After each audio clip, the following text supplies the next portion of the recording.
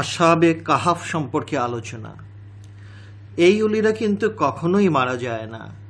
কোরআনে আল্লাহ যেমন ঘোষণা করেছেন, তেমনি আবার মহানবীও ঘোষণা করেছেন এই বলে যে ইন্না আউলিয়া আল্লাহি লা ইয়ামুতু, অর্থাৎ আল্লাহর অলিরা কখনোই মারা যায় না।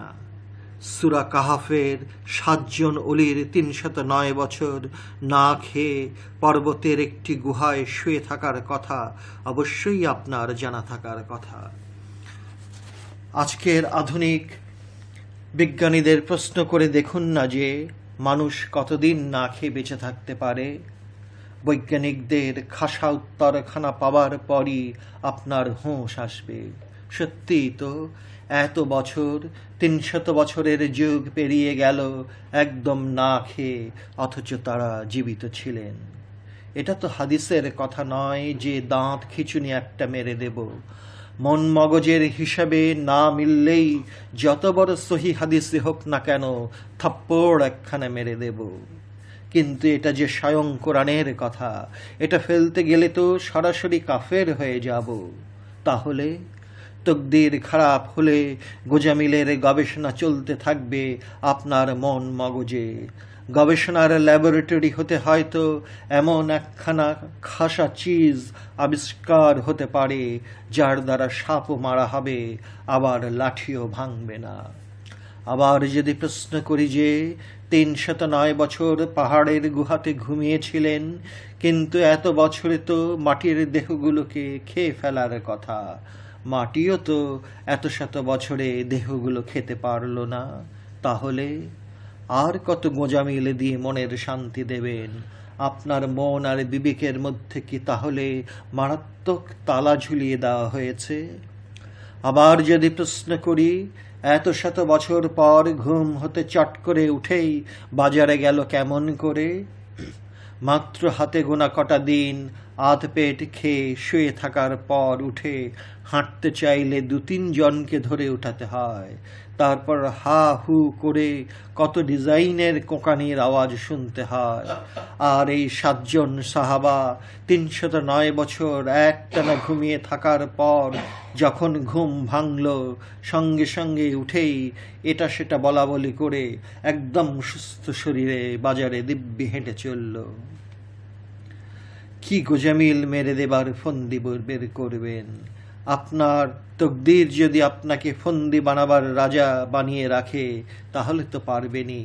বোম্বাই ফিল্মের হাঁপানি রোগের লাকড়ির মতো শরীরটা নিয়েও অমিতাভ বচ্চন সাহেব ডজন ডজন হোমরা চোমরা পালোয়ানকে যেন থাপ্পড় দিয়ে মাছি মারার মতো চুঙ্গা মার্কা দৃশ্য দেখে সাবাস সাবাস বলে চিৎকার করে বিশ্বাস করেন। তাহলে আপনার এমন ডিজাইনের তকদিরকে ১০০০ বার ধন্যবাদ জানাই। আর আল্লাহ পাক যে এমন আজব তকদিরও বানাতে পারেন, তার জন্য তাঁর পাক দরবারে জানাই ১০০০ শুকরিয়া। আল্লাহর অলিরা যে মারা যান না, মৃত নন, তার জ্বলন্ত নমুনা হলো সূরা কাহাফের কয়েকজন অলি, যারা ৩০৯ বছর না খেয়ে ঘুমিয়েছিলেন। আরও মজার কথা হলো, এরা কিন্তু একজনও নবী ছিলেন না।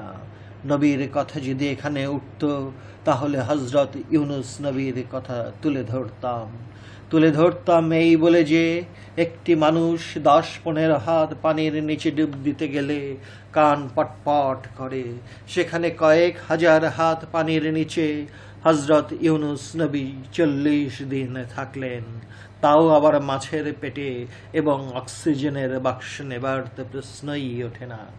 সুতরাং হযরত ইউনুস নবী যদিও আমাদের মতো মানুষ, কিন্তু আসলে আমাদের মতো মোটেও নন। আমাদের মতো পিতামাতার নিয়মেই তিনি জন্মগ্রহণ করেছেন, আমাদের মতো লালন পালনেই বড় হয়েছেন, অথচ আমাদের মতো মোটেই নন। আমাদের মতো মনে করাটাই একটা চিকন প্রতারণার ফাঁদে পা রাখা, বিভ্রান্তির ঘোলা জলে দিশেহারা হয়ে যাবার তকদিরের খেলা। এ খেলা যাদের কপালে নাচবে, তারা কি করে মারেফত বুঝতে পারবে? তাদেরকে আল্লাহর হাতে ছেড়ে দিতে খাজা বাবা বারবার উপদেশ দিয়েছেন। নবীদের বিষয় নিয়ে আলোচনা এখানে করার কথাই ওঠে না, কারণ কোরআনের যে কয়টি আয়াত নিয়ে আলোচনা করেছি সেখানে অলিদের কথা বলা হয়েছে, তাই অলিদের কথায় আবার ফিরে আসছি।